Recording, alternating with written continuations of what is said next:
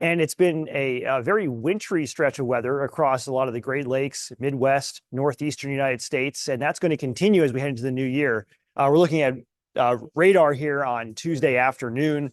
A lot of lake effect snow showers across this whole region, and there's been some reports of 2 feet of snow in some of the favored lake effect areas off of Lake Superior, Lake Michigan. There's even been a narrow band of snow in western Pennsylvania. Some places picked up a couple inches, but there's a narrow zone just south of Pittsburgh that picked up between 6 and 10 inches of snow on Tuesday morning. So treacherous travel, sudden whiteout conditions in some places. And this sort of theme is what we're going to experience over the next couple of days as we head into the new year.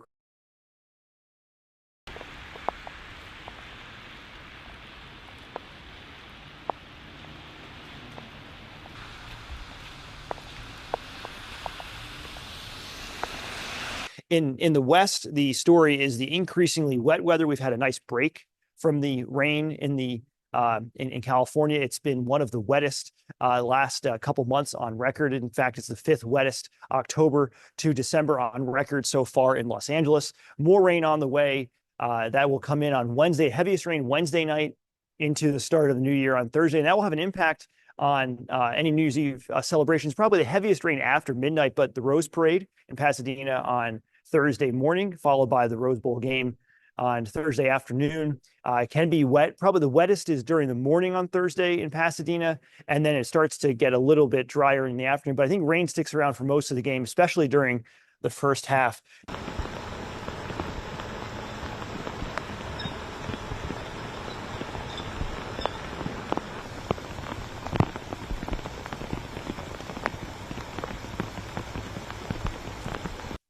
Radar is pretty quiet everywhere else, and it's been a pretty tranquil end of 2025 in most places. And that seems to be the trend as we head into the new year. The one exception will be the West, and you see this big slug of moisture here off the California coast. That's going to move off to the Northeast and bring rain to California and much of the West Coast as we head into the new year.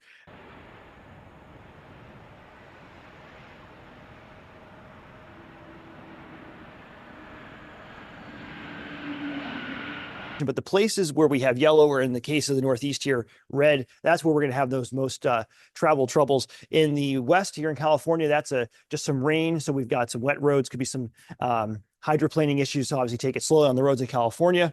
And in the Northeast, this is all from snow, with the most impacts here being in the red. But anywhere in the yellow area can have a coating to 1 inch or 2 of snow on the roads. Again, some of those favored lake effect areas, snow-covered roads, and very slow travel at times. So most of those areas are pretty used to dealing with snow this time of year, especially by the beginning of January. But it will be certainly enough snow in the air and on the roads to cause slower travel and some wind. So it could be some flight delays as well.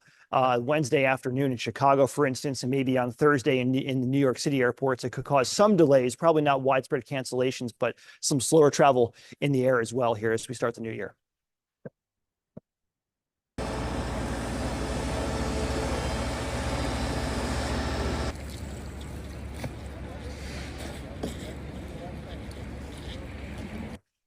Talk briefly about New York City. Obviously, the New Year is welcomed into New York City with the ball drop on New Year's Eve at midnight. It's going to be a wintry New Year's Eve. Not a lot of snow, but snow in the air is expected, with flurries on and off throughout the evening hours. Could be a brief burst of some sort of moderate snow, but don't expect anything more than a coating at this point. It's going to be windy and cold. AccuWeather real field temperature only 14, so plenty of layers needed, hats and gloves and winter jackets for to ring in the new year in Times Square in New York City. And that's going to be the continuation there into the new year. Thursday and Friday still look chilly there in the east as well.